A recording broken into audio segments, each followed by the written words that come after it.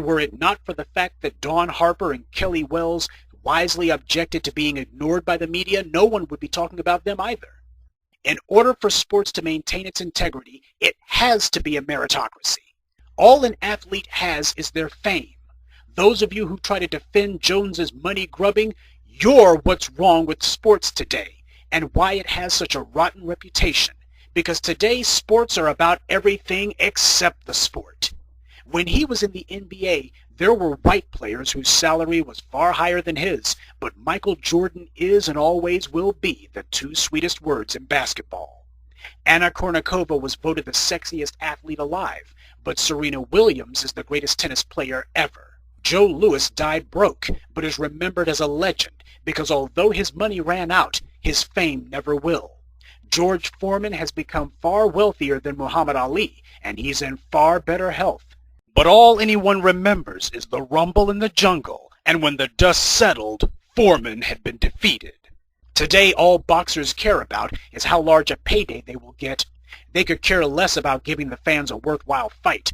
They bluster and call one another cowards, and then go and take an easy fight that everyone knows from the start they're all but guaranteed to win. What little monetary success boxing still has is due solely to slick marketing, but that well is now running dry. And because of this, boxing is dying.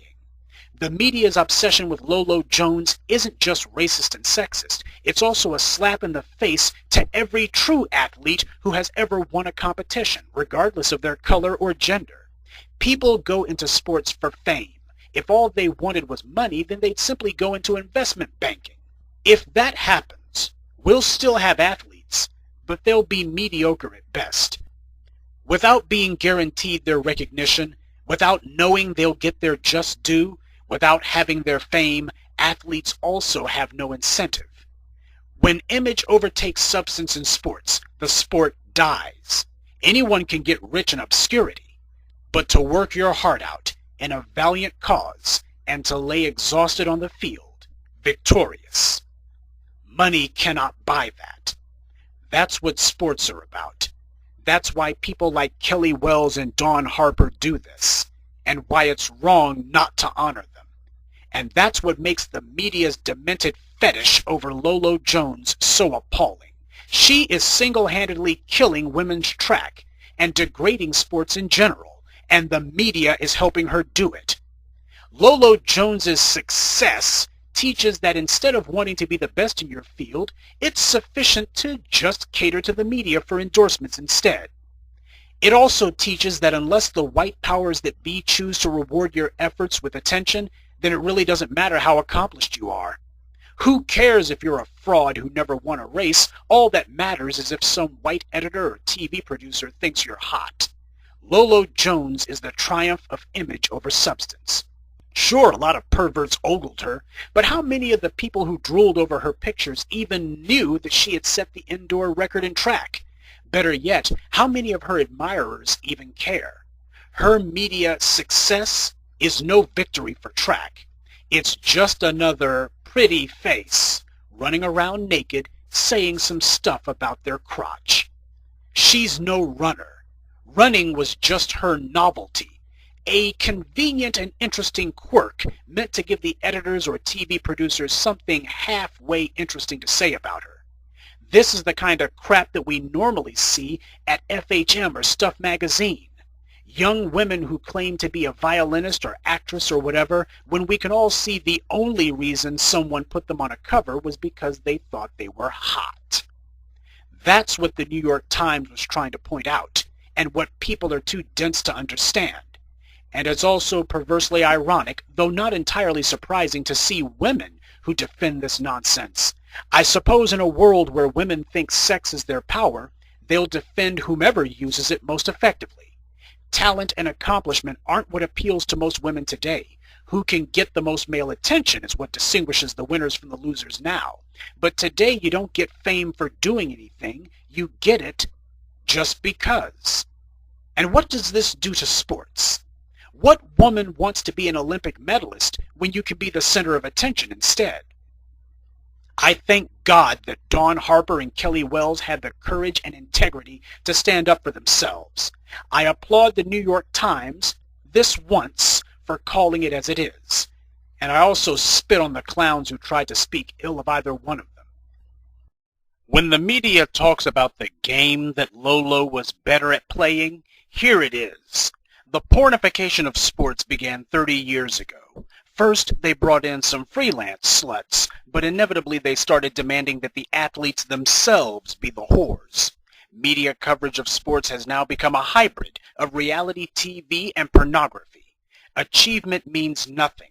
The goal is to be eye candy now. Behavior that previously would have destroyed your career now makes your career.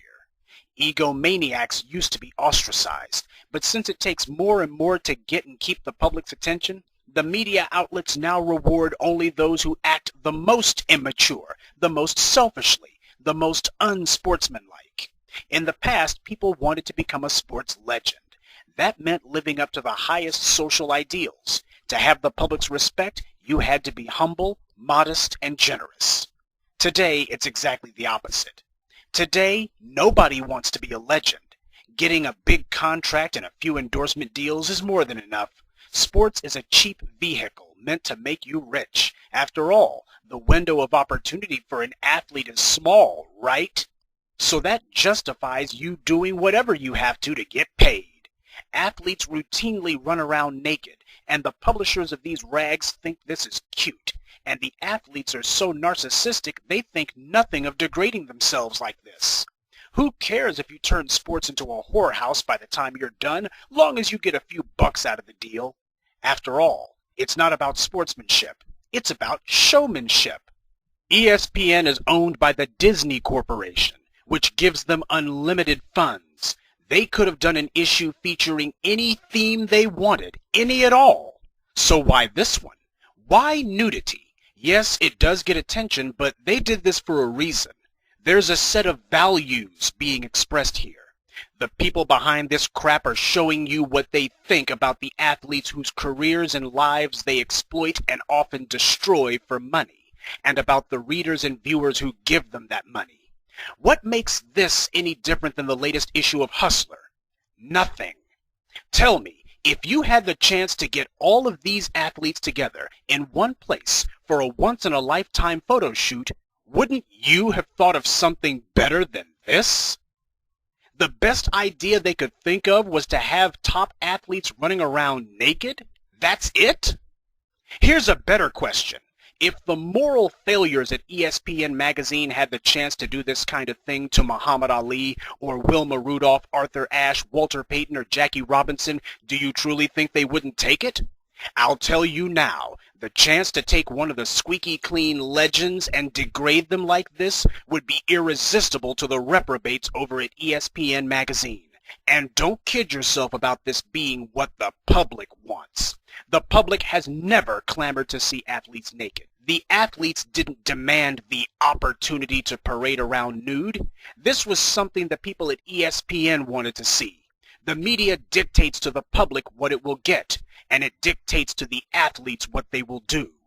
You can point to Lolo and say she got some endorsement deals, but Jones already had them before she did that shoot, so it didn't help her.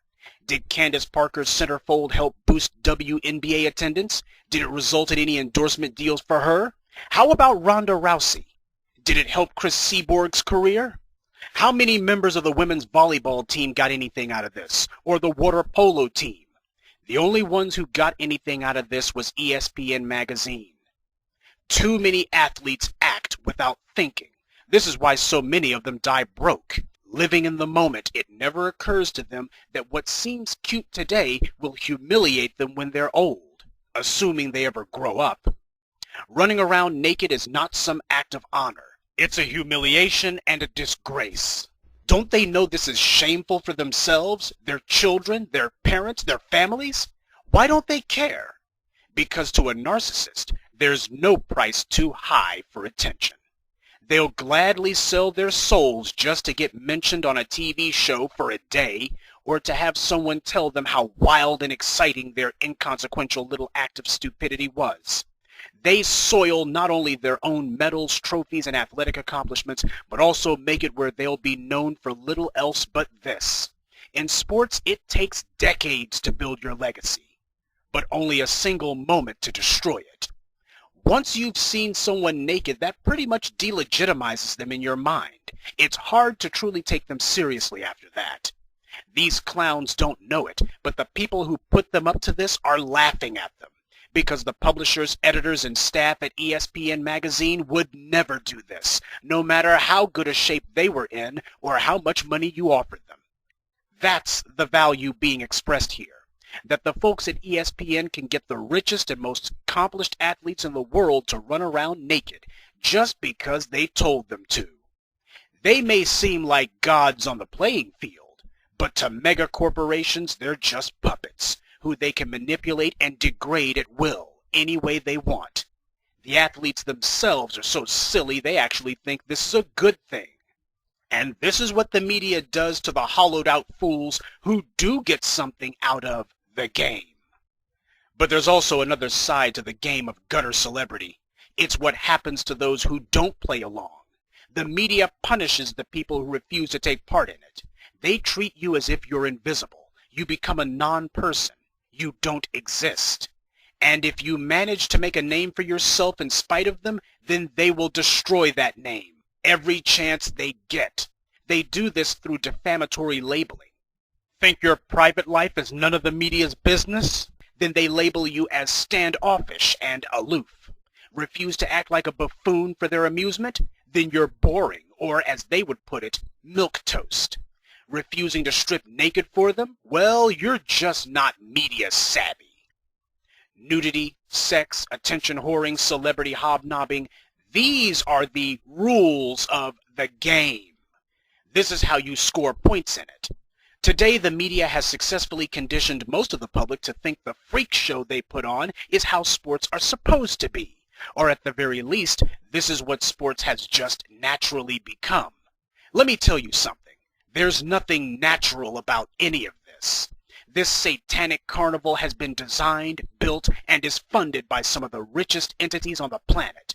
The degenerate behavior you see people carrying out is not happening in spite of the powers that be, it's happening because of them. And over time, this shapes and eventually warps what the public expects to see from people in their position. All the people ever see are public figures who are gladly acting out the values of the media's game.